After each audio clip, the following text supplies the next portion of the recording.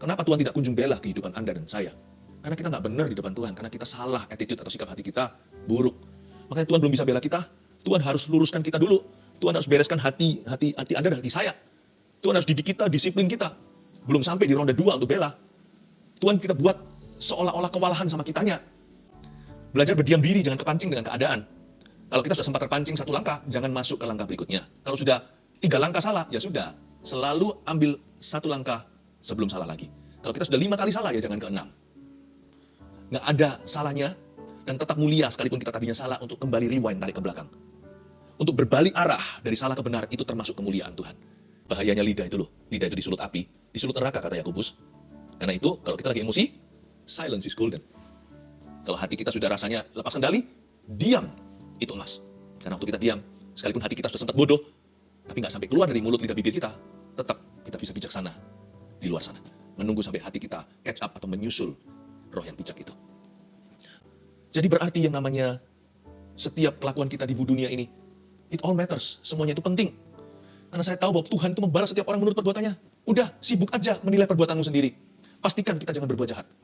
Pastikan kita melakukan apa yang dikenan dan apa yang merupakan kehendak Allah. Kalau kita giliran yang dijahati, percayakan pada Tuhan. Lakukan bagianmu, fokus pada tugasmu di depan. Sebab Tuhan akan membalas setiap orang menurut perbuatannya. Jika Anda berbuat apa yang baik dan benar di mata Allah, upahmu dan promosimu datang dari Tuhan. Jika orang lain menjahati Anda, udah dia urusan Tuhan. Tuhan tidak akan biarkan orang begitu lolos. Semua pasti akan diseret ke pengadilan. Dengan pewahyuan itu lebih gampang untuk saya tidak membela diri. Lebih gampang untuk saya mengampuni. Lebih gampang untuk saya percaya. Percayakan hidup saya kepada Tuhan. Lebih gampang untuk saya menahan diri ketika marah. Dan lebih gampang untuk saya bersyukur kepada Tuhan dalam segala perkara. Serahkan hidup kita, bergulung semuanya ke kaki Tuhan Yesus, Allah kita yang membela.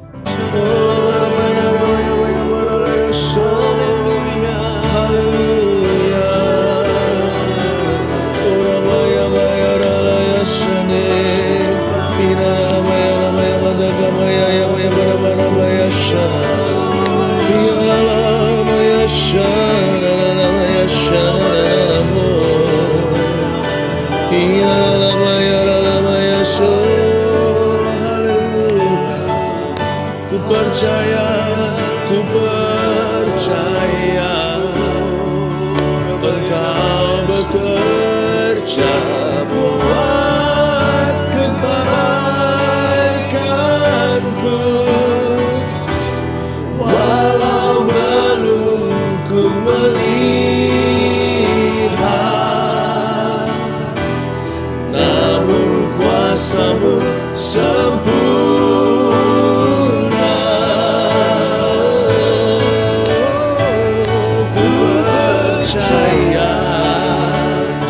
Pasti Tuhan bukakan jalanmu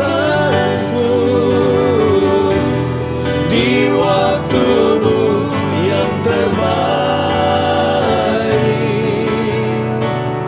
Seluruh kehendak di waktumu Tuhan, segala sesuatu menjadi indah. Di waktumu yang terbaik, seluruh kehendak-Mu.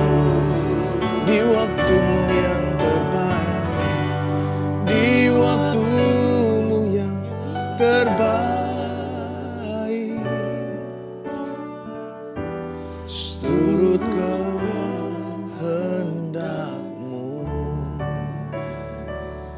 Betapa manisnya kata-kata dan kalimat dari lagu ini Tuhan. Kami diingatkan bahwa di waktu Tuhan segalanya menjadi indah. Ajari kami untuk tidak terburu-buru maupun tergesa-gesa ketika masuk hadirat Allah. Kami tahu kami sedang dibentuk oleh Engkau. Kami serahkan hidup kami ke dalam tangan-Mu. Mohon Tuhan selalu bekerja dan pegang kendali atas hidup kami. Sampaikan sabda-Mu Tuhan, Engkau sungguh-sungguh membela orang-orang yang hatinya benar di hadapan-Mu. Dan biarkan hati kami Kau luruskan ketika masuk hadirat-Mu. Sucikan, kuduskan kami semua, tutup bungkus dengan darah Yesus, sembunyikan hamba-Mu di balik salib-Mu. Dalam nama Yesus, amin. Puji Tuhan. Mari kita sama-sama mengejar satu hal ini, jangan kejar berkat. Kejar hati yang benar. Yes, give me a clean heart. Doa Daud kan begitu, beri kepadaku hati yang bersih. Kalau hati kita benar ya, Tuhan yang take care semuanya nanti. Semua akan dibereskan oleh Roh Kudus. Saya kasih judul, apa yang saya mau sampaikan hari ini, temanya begini, Tuhan pembela orang benar. Ya, Tuhan pembela orang benar. Mazmur 37, mari kita buka bersama-sama.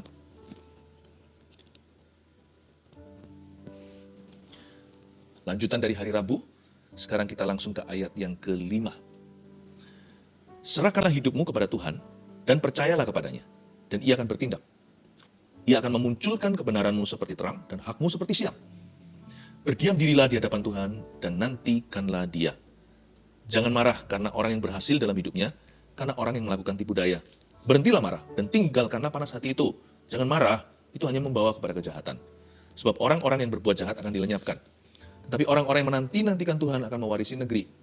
Karena sedikit waktu lagi, maka lenyaplah orang fasik.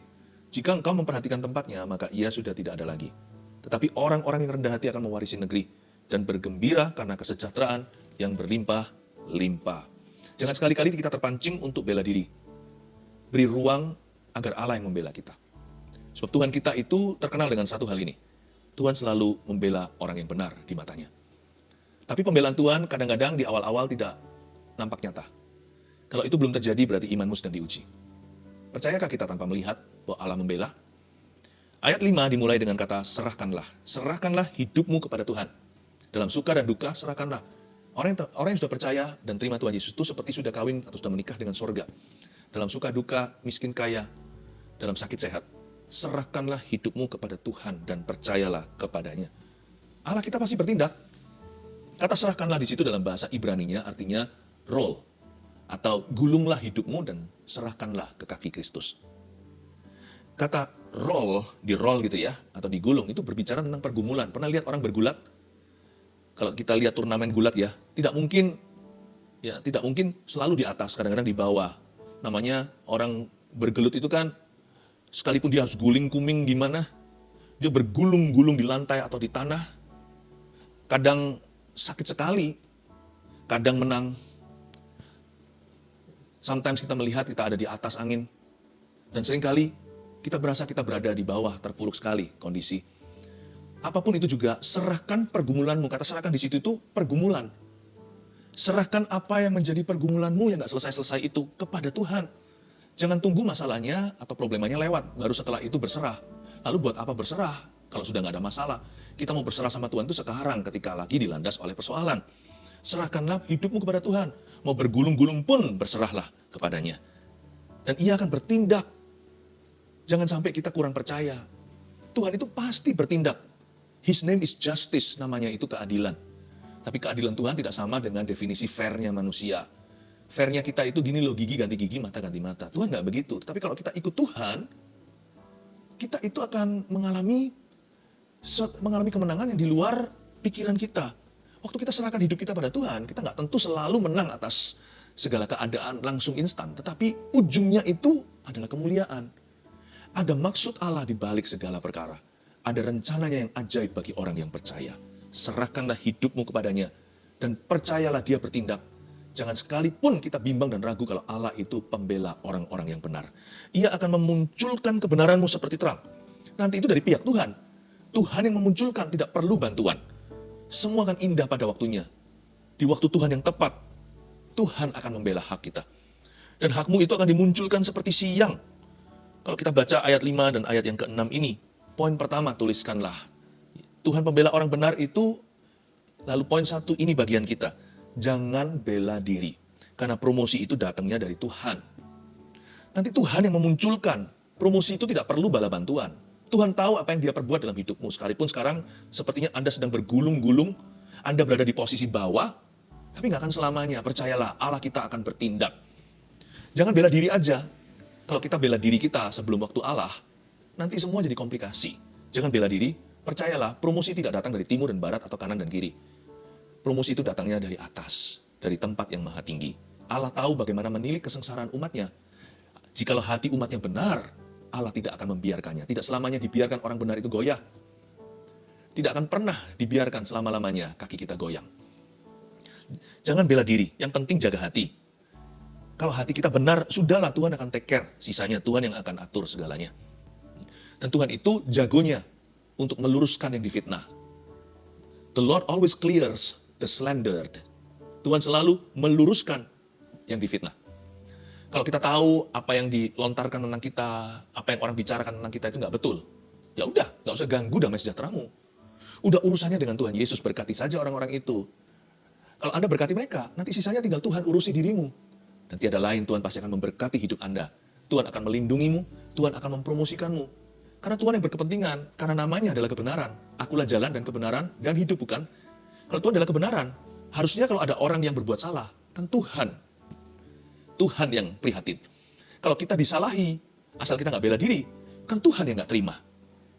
Yang penting bagian kita hanyalah jaga hati. Dan bagian dari jaga hati itu jangan bela diri. Kita nggak bela diri bukan karena kita nggak mau membela diri kita, atau kita nggak terpancing untuk melakukan itu. Kita tidak membela diri kita. Karena apa? Karena kita tahu. Karena kita memperoleh sebuah pewahyuan di dalam hati kita bahwa promosiku datang dari Tuhan. Stick and stone can break my bone, but words cannot kill me. Mungkin yang namanya pentungan, batu bisa patahkan tulangku, tapi kata-kata saja nggak bisa membunuhku. Kita nggak dirugikan loh kalau kita itu benar di hadapan Tuhan. Kalau kita mengalami kerugian materi akibat fitnah, atau kita mengalami kerugian yang lainnya yang sifatnya jasmani, don't worry, Tuhan itu tahu bagaimana mengembalikan kepada orang yang dibenarkan di matanya. Jaga hati saja. If we seek His glory, kalau kita itu mencari kemuliaannya terus, kita tidak tergoda untuk membalas dendam. Kalau kita itu cari kemuliaan Allah, Tuhan nanti akan memperjuangkan kemuliaan kita. Yang saya maksudkan kemuliaan kita bukan berarti kita mencuri kemuliaan Allah ya. Maksud saya nama baik kita. Maksudnya adalah pikiran orang tentang kita. Tuhan yang berkepentingan untuk meluruskan itu di dalam benak mereka. Tuhan yang gak terima dong. Kamu kok mikirkan begitu tentang hambaku? Kamu kok ngomong begitu tentang anakku? Kalau anak kita digosipin tetangga, siapa yang gerah? Ya papa mamanya. Kalau anak kita cuek-cuek saja, bukan cuek, tapi anak kita tetap melakukan tugas tanggung jawabnya, kita yang berkepentingan. Bukan hanya untuk meluruskan, tapi untuk membela putra kesayangan. Bukankah kita yang gak terima? Tapi kalau anak itu jadi salah, setelah dia difitnah, lalu dia mengumbar ancaman, lalu dia kepahitan, wah papanya belum sampai bisa bela dia, harus bereskan anak sendiri. Kenapa Tuhan tidak kunjung bela kehidupan Anda dan saya? Karena kita nggak benar di depan Tuhan, karena kita salah attitude atau sikap hati kita buruk. Makanya Tuhan belum bisa bela kita, Tuhan harus luruskan kita dulu. Tuhan harus bereskan hati Anda dan hati saya. Tuhan harus didik kita, disiplin kita. Belum sampai di ronde 2 untuk bela. Tuhan kita buat seolah-olah kewalahan sama kitanya, bukan sama musuh-musuh kita. Makanya Allah tidak bela. Kalau Allah bela kita semakin salah. Nanti kita syukuri, ya kan tahu rasa. Ya kan? Kamu ambil gigiku, sekarang aku cabut gigimu, Tuhan akan balaskan mata ganti mata. Nah, tambah salah kita. Buat apa dibela? Kalau dibela jadi tersesat. Tapi kalau orang itu hatinya benar sama Tuhan, Allah yang bela. Karena itu poin nomor 1, jangan lupa. Tuhan pembela orang benar, iya. Tapi tugas kita adalah jangan bela diri, karena promosi kita itu datangnya dari Tuhan. Ayat 7 dan ayat 8. Berdiam dirilah di hadapan Tuhan dan nantikanlah Dia. Jangan marah karena orang yang berhasil dalam hidupnya, karena orang yang melakukan tipu daya. Berhentilah marah dan tinggalkanlah panas hati itu. Jangan marah, itu hanya membawa kepada kejahatan. Ayat 7 dimulai dengan kata berdiam dirilah di hadapan Tuhan. Itu bukan berarti kita nggak ngomong apa-apa, nggak ya. Tanggung jawab kita ada. Jikalau kita bisa meluruskan sesuatu, harus. Misalnya kalau kita melihat satu kejahatan lalu kita diam saja, kita ikut salah loh. Berarti kita kondon atau berarti kita setuju dengan orang itu. Manusia harus menjadi saksi yang benar. Saksi yang baik, jangan jadi saksi dusta. Berdiam diri bukan berarti tutup lidah bibir atau mulut kita. Berdiam diri itu artinya bicara seperlunya. Karena di sini bukan berdiam diri di hadapan manusia. Berdiam diri di hadapan Tuhan. Artinya tenang hatinya. Nantikanlah Dia. Jangan nafsu. Berdiam diri dulu. Tata kata-katamu. Sebelum satu kalimat muncul, pikirkan 7 opsi yang lain. Supaya nanti ketika kata-kata keluar dari lidah bibir kita itu tepat guna, bukan yang gegabah. Mikir dulu sebelum berkata-kata. Itu maksudnya berdiam diri di hadapan Allah. Bukan hanya itu, disuruh berhenti marah. Jangan muring-muring. Ya, tinggalkan panas hati itu. Kalau yang panas hati sudah kepancing. Jangan marah, jangan umbar kemarahan apalagi. Itu hanya membawa kepada kejahatan. Bahkan di Alkitab dikatakan begini. Barang siapa langsung melampiaskan amarahnya dan unek-uneknya, orang itu kurang bijaksana. Bahkan Alkitab di kitab Amsal mengatakan bodohlah orang yang demikian. Makanya itu poin nomor 2. Karena kita tahu Tuhan adalah pembela orang benar. Nomor 2 adalah jangan banyak bicara untuk menjelaskan ketika emosi. Belajar berdiam diri, jangan kepancing dengan keadaan. Kalau kita sudah sempat terpancing 1 langkah, jangan masuk ke langkah berikutnya. Kalau sudah 3 langkah salah, ya sudah. Selalu ambil 1 langkah sebelum salah lagi. Kalau kita sudah 5 kali salah, ya jangan ke-6. Nggak ada salahnya dan tetap mulia sekalipun kita tadinya salah untuk kembali rewind, tarik ke belakang. untuk berbalik arah dari salah ke benar, itu termasuk kemuliaan Tuhan. Jangan merasa, sudah terlanjur, tancap gas, hajar sampai habis. Itu orang yang tidak bertobat hatinya, atau orang yang bebal sifatnya. Salah pun masih bisa kita undo kok, masih bisa being undone, masih bisa kita bisa kembalikan ke posisi yang benar. Tuhan itu selalu sertai orang yang bertobat. Tuhan sertai mereka yang sempat emosi, lalu mau sabar lagi, itu Tuhan pasti akan sertai. Tidak pernah salah untuk berkata, I'm sorry, aku tadi emosi. Ada Tuhan dalam perkataan atau kalimat itu. Meskipun orang lain bisa berkata, sorry, gitu ya. Mudah bagi kamu berkata, maaf begitu aja. Orang mau maafkan atau tidak, kalau hati Anda tulus, itu diterima oleh Yesus. Nanti situasi suasananya akan pasti reda, karena jawaban yang lembut itu meredakan amarah. Tapi yang penting di sini adalah hikmatnya begini. Jangan banyak bicara untuk menjelaskan saat atau ketika Anda emosi. Cease from words of self-defense. Berhenti untuk mengucapkan kata-kata yang berupa pembelaan diri. Seperlunya aja. Berhenti sampai fakta. Kalau Anda bicara, apalagi saat emosi, tidak perlu menggiring opini. Anda beritahu iya di atas iya, tidak di atas tidak. Karena firman Tuhan berkata di kitab Yakobus, di surat itu tertulis dengan jelas, lebih dari itu datangnya dari setan, atau alias mudah terpancing dan masuk jebakan. Disitulah yang namanya blunder itu terjadi. Cease from speaking words of self-defense.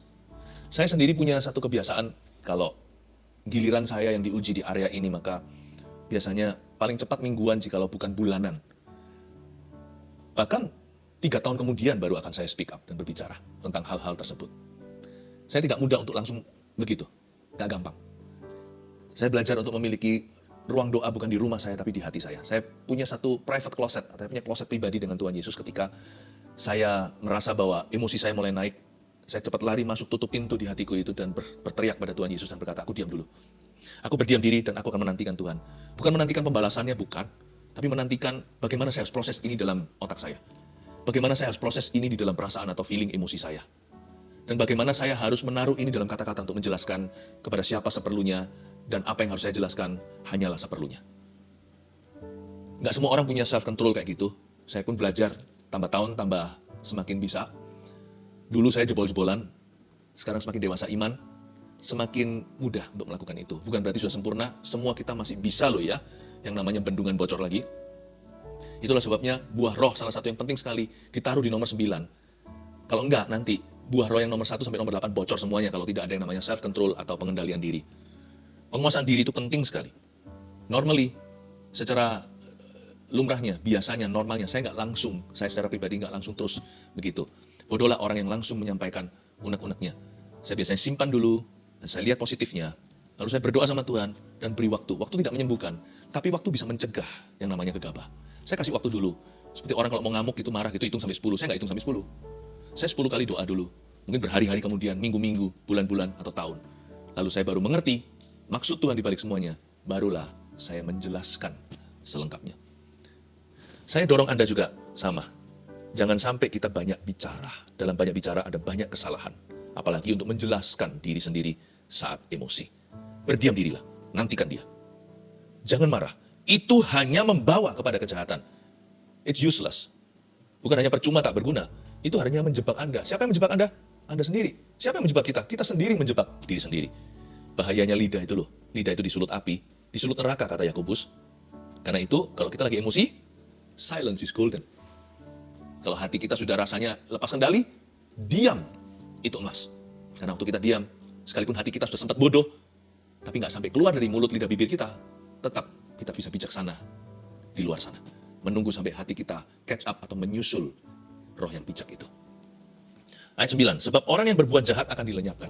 Wah, ini langsung terus terang ya. Orang jahat pasti akan lenyap. Orang jahat pasti akan lenyap. Saya ulang lagi, orang jahat pasti akan lenyap. Tetapi orang-orang yang menanti-nantikan Tuhan akan mewarisi negeri. Nah pertanyaannya, kita orang jahat atau orang yang menantikan Tuhan? Mungkin orang baik, tapi ketika kita dijahati sama orang, kita jadi jahat nggak? Jadi sama nggak sama mereka?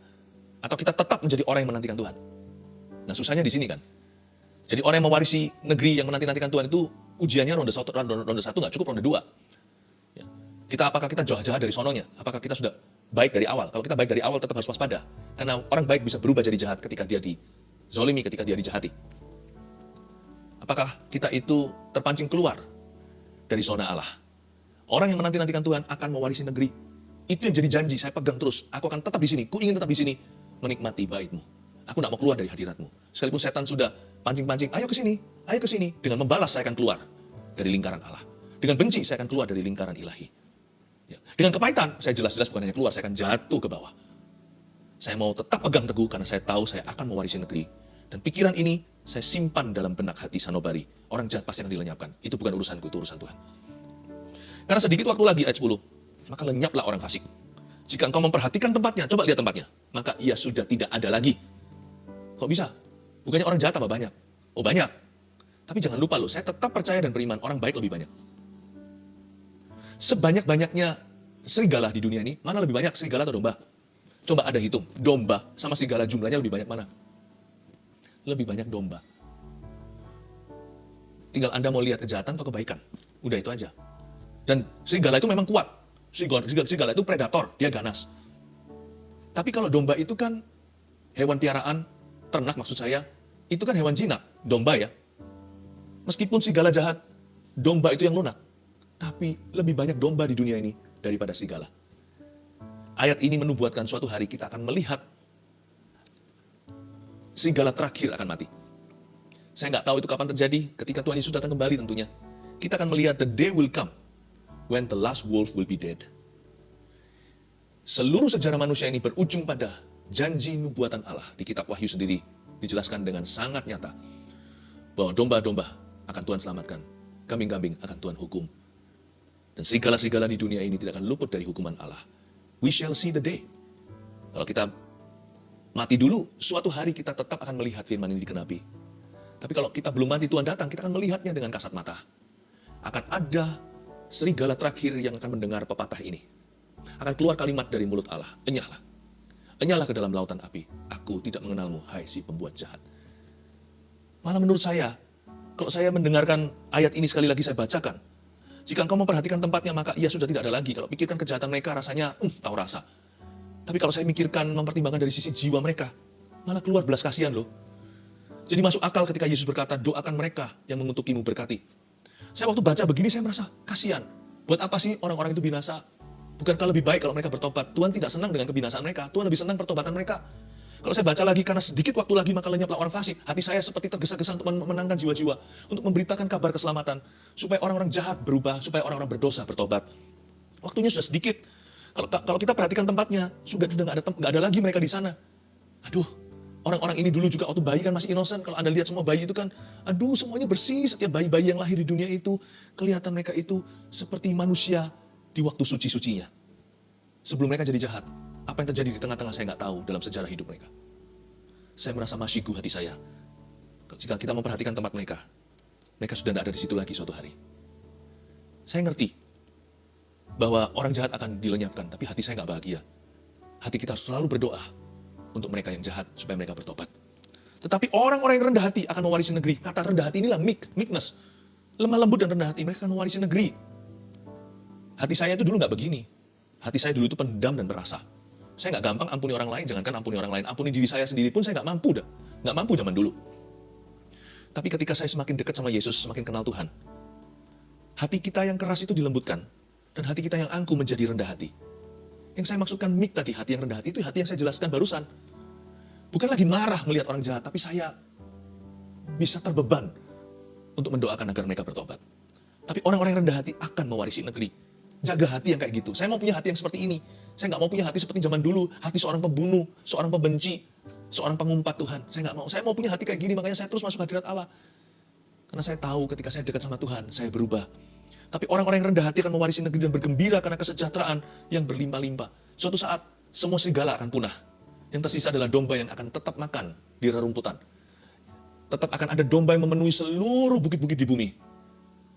Dan semua serigala akan dihapuskan. Ini bukan bicara tentang animal kingdom atau dunia hewan. Saya bernubuat bicara tentang orang baik dan orang jahat. Someday, heaven, surga akan tetap ada selama-lamanya di mana orang-orang benar dan orang-orang baik itu yang diselamatkan bukan karena kesalehan mereka atau kebaikan amal sosial mereka, tapi diselamatkan karena kebaikan Yesus di kayu salib. Dan hati kita diubah dari yang dulunya angkuh menjadi rendah hati, dari yang dulunya keras jadi lembut. Orang-orang seperti itu akan memenuhi surga dari ujung ke ujung.